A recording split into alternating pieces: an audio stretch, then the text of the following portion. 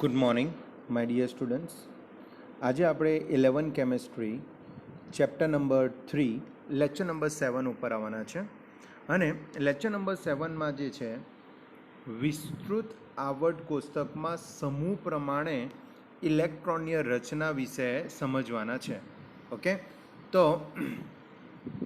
આપણો જે ટોપિક છે એ ટોપિક આવર્ત કોષ્ટકમાં સમૂહ પ્રમાણે ઇલેક્ટ્રોનની રચના સમજાવવાનો છે.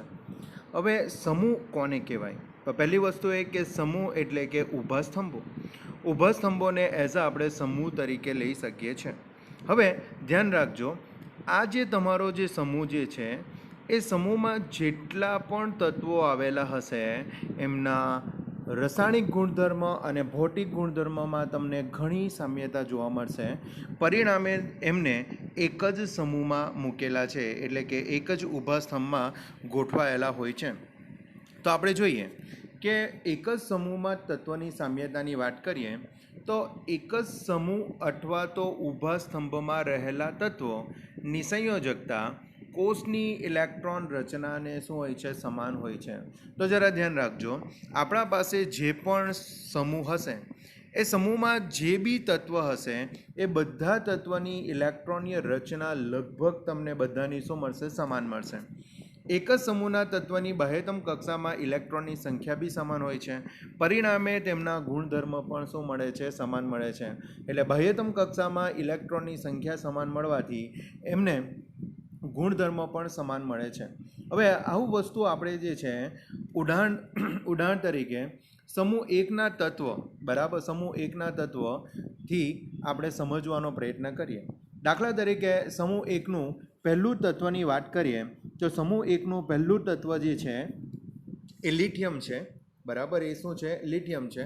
અને લિથિયમ જે છે એની ઇલેક્ટ્રોન રચના 1s2 2s1 છે. જરા ધ્યાન રાખજો, આ 1s2 જે ઇલેક્ટ્રોન રચના જે છે ને એ તમને હિલિયમ જેવી રચના મળે. એટલે 1s2ની જગ્યાએ આપણે હિલિયમ લખી દઈએ અને રહી ગયું 2s1 તો 2s1 આપણે અહીંયા લખી દઈએ. તો લિથિયમની ઇલેક્ટ્રોન રચના થશે હિલિયમ 2s1. હવે લિથિયમના નીચે તે જ સમૂહમાં આપણને સોડિયમ મળશે. સોડિયમનો પરમાણુ ક્રમાંક 11 છે. એનો મતલબ કે એમાં 11 ઇલેક્ટ્રોન છે. હવે 11 ઇલેક્ટ્રોનની ઇલેક્ટ્રોનની રચનાની વાત કરીએ તો 1s2 2s2 2p6 3s1 મળશે. અને તમે આ 11 ઇલેક્ટ્રોનની સંખ્યા બી મેળવી શકો. આ 2 છે, પછી આ 2 એટલે 4, 4 વત્તા 6 10 અને 10 વત્તા 1 કેટલા થાય? 11. હવે અહીંયા જો તમે 1s2 2s2 2p6ની વાત કરો તો 1s2 2s2 2p6 જે છે એ તો નિયોનની રચના થઈ ગઈ, રાઈટ. નિયોન જે છે એ 1s2 2s2 2p6 જેવી રચના ધરાવે છે. તો એ સિવાય રહી ગયું શું? 3s1. એટલે 1s2 2s2 2p6ની જગ્યાએ આપણે નિયોન લખી દઈએ તો આપણે એક્સ્ટ્રા લખવાનું રહેશે 3s1. તો ધ્યાન રાખજો, નિયોન 3s1 થાય. એ જ રીતે પોટેશિયમની વાત કરીએ તો પોટેશિયમનો પરમાણુ ક્રમાંક 19 છે. 19 છે એટલે કે એમાં 19 પ્રોટોન અને 19 શું છે? ઇલેક્ટ્રોન રહેશે.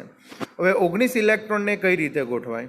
તો 19 ઇલેક્ટ્રોનને ગોઠવાશે 1s2 2s2 2p6 3s2 3p6 4s1.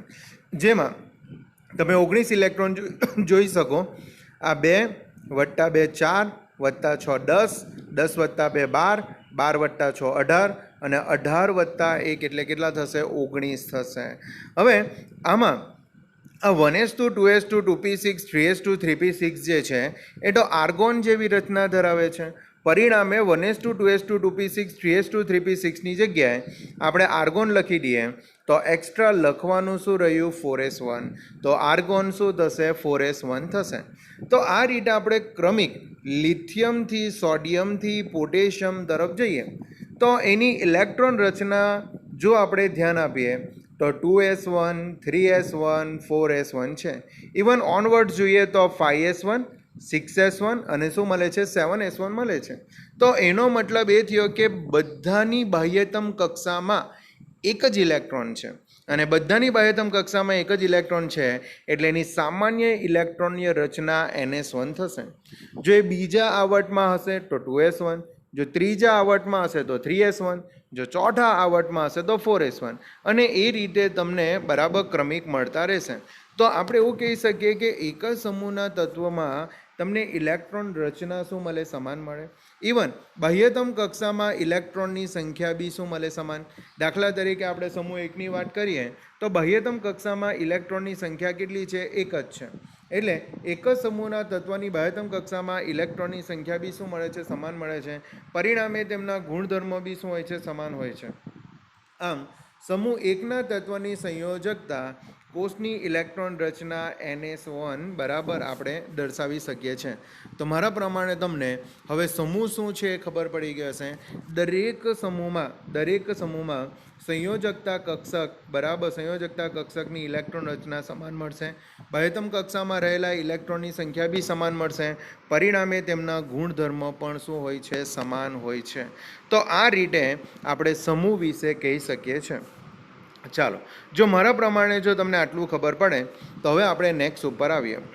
નેક્સ્ટમાં તમને એવું કીધેલું છે એક જ સમૂહના તત્વમાં શું સામ્યતા હોય છે અને સમૂહ એકના તત્વના નામ, સંજ્ઞા અને ઇલેક્ટ્રોન રચના જણાવો. તો આગળ જે પણ આપણે લખેલું હતું એ જ બરાબર આમાં પણ તમને લખાણમાં લખેલું છે. હા, ફક્ત ક્વેશ્ચન બદલાયો છે. એટલે તમે જે છે બરાબર આપણે આગળ સમજાવેલું છે એ જ અહીંયા પણ લખાણ સમજવાનું છે. એટલે આપણે નેક્સ્ટ ક્વેશ્ચન ઉપર જઈએ. ચાલો, નાવ નેક્સ્ટ ક્વેશ્ચન ઉપર આવીએ. આવર્ત અને સમૂહની દ્રષ્ટિએ Z બરાબર 114 વાળા તત્વનું સ્થાન આવર્ત કોષ્ટકમાં ક્યાં હશે? હવે આપણને તો ખબર છે કે આવર્ત કોષ્ટકમાં ટોટલ 118 પરમાણુ અથવા તો તત્વ આવેલા છે અને 118મું તત્વ 18મા સમૂહમાં આવેલું છે. કેમ કે છેલ્લો સમૂહ 18 છે તો 18મા સમૂહમાં 118મું તત્વ આવેલું છે. તો તમે એમ કહી શકો કે 17મા સમૂહમાં કયું તત્વ હશે? તો 117 પરમાણુ ક્રમાંકવાળું તત્વ હશે. તે જ રીતે 16મા સમૂહમાં કયું હશે? તો 116 પરમાણુ ક્રમાંકવાળું હશે. તે રીતે 15માં 115 અને 14ની વાત કરીએ તો 14 સમૂહમાં તમને શું મળશે? 114 બરાબર 114 તમને શું મળશે? તો 114 પરમાણુ ક્રમાંક ધરાવતું તત્વ તમને 14મા સમૂહમાં મળશે. તો એક વસ્તુ તો ક્લિયર થઈ ગયું કે સમૂહ એ 14 આવશે. હવે 114મું તત્વ એટલે છેલ્લું આવર્ત અને છેલ્લું આવર્ત એટલે તમને ખબર છે કે ટોટલ આવર્ત કેટલા છે? 7. તો 7મું આવર્ત હશે. તો 7મું આવર્ત બરાબર અને સમૂહ કયું થશે? 14મું સમૂહ થશે. અને જરા ધ્યાન રાખજો 118 જે છે બરાબર એ તમારું 114 જે છે એ તમારું છેલ્લા આવર્તમાં આવશે. કેમ કે ટોટલ 118 જ છે. પરિણામે 114 જે છે છેલ્લા આવર્તમાં આવશે. છેલ્લો આવર્ત એ આપણો 7મો આવર્ત છે અને 7મા આવર્તમાં 14મા સમૂહમાં તમને 114 પરમાણુ ક્રમાંકવાળું તત્વ મળશે. ચાલો, તો આ રીતે જે છે આપણે 114મા પરમાણુ ક્રમાંકના તત્વનું સ્થાન જાણી શકીએ છીએ. ચાલો, હવે આપણે નાવ નેક્સ્ટ ઉપર આવીએ. નાવ નેક્સ્ટમાં જે તમને લખેલું છે 1 થી 7ના પ્રથમ અને અંતિમ તત્વના નામ, સંજ્ઞા અને પરમાણુ ક્રમાંક લખો. ચાલો, પહેલી વસ્તુ એ 1 થી 7 પ્રથમ. તો પહેલો આવર્ત બરાબર, પહેલો આવર્તમાં તમારો હાઇડ્રોજન છે બરાબર. હાઇડ્રોજન એ પહેલો આવર્ત આવશે અને પરમાણુ ક્રમાંક 1 આવશે. હિલિયમ એ બી તમારો પહેલો આવર્તમાં જ આવશે. એ જ રીતે બીજા આવર્તમાં કોણ આવે? લિથિયમ આવે. અને છેલ્લો બરાબર એમાં તમને છેલ્લો નિયોન મળશે જેનો પરમાણુ ક્રમાંક 10 હશે. ત્રીજાની વાત કરીએ તો ત્રીજોમાં સોડિયમ આવે અને છેલ્લો તમારો આર્ગોન આવે. ચોથામાં પોટેશિયમ અને છેલ્લો તમારો ક્રિપ્ટોન આવશે. પાંચમામાં રૂબિડિયમ અને છેલ્લો તમારો ઝેનોન આવશે. અને છઠ્ઠામાં સીઝિયમ અને આ બાજુ રેડોન. અને સાતમામાં ફ્રાન્સિયમ અને આ બાજુ લાસ્ટ અંતિમ જે સમૂહ જે છે એ તમારું અન્યુનોક્ટિયમ લખેલું છે. એકચ્યુઅલમાં જે છે એ તમારું UUO છે એટલે અનનિલિયમ છે. શું છે? નહીં સોરી આઠ છે ને શું આવશે? ઓક્ટિયમ આવશે. ઓક્ટિયમ આવશે. અહીંયા લખવામાં ભૂલ છે બરાબર. શું આવશે? ઓક્ટિયમ આવશે. હવે આ વસ્તુ આપણને યાદ ન રહેશે પણ આપણે પહેલો સમૂહ અને આ 18મા સમૂહના તત્વો આપણને યાદ રહેવા જોઈએ. પહેલા સમૂહમાં જે છે તમને સોડિયમ, પોટેશિયમ, રૂબિડિયમ, સીઝિયમ અને ફ્રાન્સિયમ મળશે. એ જ રીતે 18મા સમૂહમાં જે છે તમને helium, neon, argon, krypton, xenon, radon મળશે. જો તમે બરાબર આવર્ત કોષ્ટકને જો તમે ધ્યાનથી જો તમે જો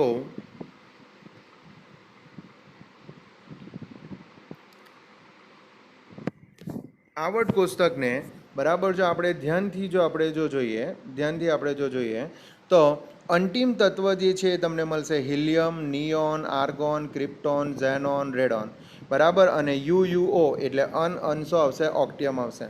અને એ જ રીતે બરાબર જો આપણે પહેલા સમૂહની વાત કરીએ તો lithium, sodium, potassium, rubidium, caesium અને શું આવશે, ફ્રન્સિયમ આવશે. અને આ તમારું બીજા આવર્તથી ચાલુ થાય છે. પ્રથમ આવર્તમાં જે છે, પ્રથમ આવર્તમાં કોઈ રહી ગયું હોય તો હાઇડ્રોજન બરાબર. તો ધ્યાન રાખજો કે પ્રથમ અને અંતિમ બરાબર સમૂહમાં તત્વના નામ લખવાના હોય તો પહેલો સમૂહ અને 18મો સમૂહ આવશે બરાબર. પહેલો સમૂહ જે છે એમાં તમારે ધ્યાન રાખવાનું રહેશે lithium, sodium, potassium, rubidium, caesium, francium આવશે. ઓકે. અને જો કદાચ એમ સમજી લો કે આ તમને ન યાદ રહે તો આના માટે જે છે તમારે યાદ રાખવા માટે જે છે કોઈક સેન્ટેન્સ બનાવવા પડશે. દાખલા તરીકે એમ સમજી લો કે મારા પહેલા સમૂહની જો મારે યાદ રાખવું હોય તો મેં કઈ રીતે યાદ રાખી શકું. તો પહેલા સમૂહ માટે મેં લખીશ લીના, નેકી, રબસે, શિકાયત અથવા તો ફરિયાદ. લીના, નેકી, રબસે, ફરિયાદ. હવે લીના, નેકી, રબસે, ફરિયાદ તો એમાં આવી જશે લિથિયમ, એમાં આવી જશે સોડિયમ, લીના, નેકી બરાબર એટલે શું આવશે, પોટેશિયમ, રબસે, શિકાયત તો રૂબિડિયમ, સીઝિયમ અને શિકાયતની ફરિયાદ એટલે શું આવશે, ફ્રાન્સિયમ. તો આ રીતે જે છે આપણે સમૂહના નામ યાદ રાખી શકીએ છીએ. દાખલા તરીકે મેં પહેલા સમૂહ માટે તમને કીધું લીના, નેકી, રબસે, શિકાયત. તો આ રીતે જે છે આપણે દરેક સમૂહ બરાબર યાદ રાખવાના છે. અને એ જે છે જ્યારે તમે આવશો બરાબર ત્યારે આપણે કઈ રીતે યાદ રાખવાના છે એ સમજાવીશું. એક્ઝામમાં આ પૂછાવાની શક્યતા તો નથી એટલે ફક્ત તમારે જાણી લેવું બરાબર. ફક્ત તમારે શું કરી લેવું, જાણી લેવું. ચાલો હવે આપણે નેક્સ્ટ MCQ પર આવીએ. આવર્ત કોષ્ટકમાં પાંચમા આવર્તમાં 18 તત્વો છે તે કેવી રીતે બરાબર સમજાવીશું. એટલે આવર્ત કોષ્ટકમાં જે છે પાંચમો આવર્ત. હવે પાંચમા આવર્તની જો આપણે વાત કરીએ તો પાંચમો આવર્ત જે છે, પાંચમો આવર્ત એ તમારો ઓ કોષ છે.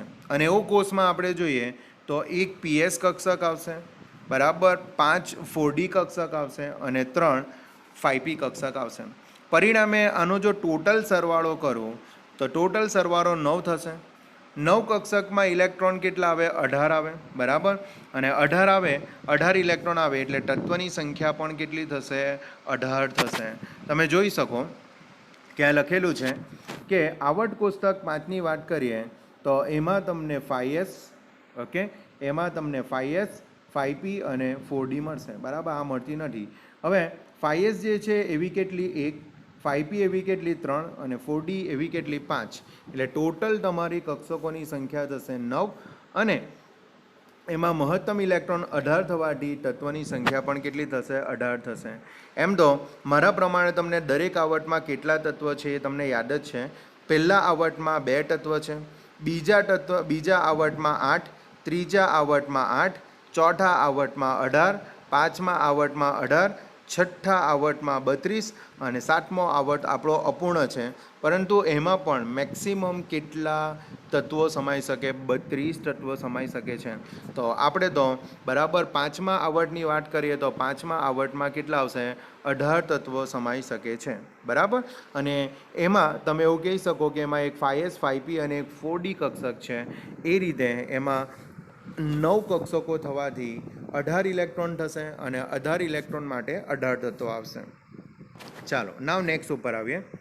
નાવ નેક્સ્ટ જે છે, ક્વોન્ટમ આંકને આધારે સાબિત કરો કે આવર્ત કોષ્ટકમાં છઠ્ઠા આવર્તમાં 32 તત્વ છે. હવે છઠ્ઠા આવર્તમાં 32 તત્વો હોય તો એમાં કક્ષકો કઈ આવે તો 6S આવે, કેમ કે છઠ્ઠો આવર્ત છે. 6S, 6P, 6D અને 6F આવશે. 6S એમાં કક્ષકોની સંખ્યા આવશે 1. 6Pની વાત કરીએ તો એમાં કક્ષકોની સંખ્યા આવે 3. 6Dમાં કક્ષકોની સંખ્યા આવશે 5 અને 6Fમાં કક્ષકોની સંખ્યા કેટલી આવશે? 7 આવશે. પરિણામે આનો ટોટલ સરવાળો જો આપણે કરીએ તો ટોટલ સરવાળો કરતાં 16 મળશે. એટલે કક્ષકોની સંખ્યા તમારી કેટલી થવાની? 16 થવાની. તો ઇલેક્ટ્રોનની સંખ્યા 32 થશે. અને ઇલેક્ટ્રોનની સંખ્યા જો 32 થાય તો તમારા તત્વોની સંખ્યા પણ કેટલી થશે? 32 થશે.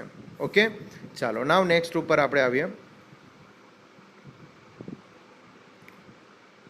ચાલો હવે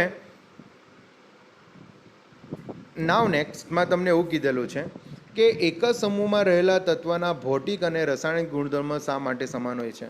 તો આપણને ખબર જ છે કે એક જ તમે સમૂહમાં જોશો તો એની ઇલેક્ટ્રોન રચના શું હોય છે? સમાન હોય છે.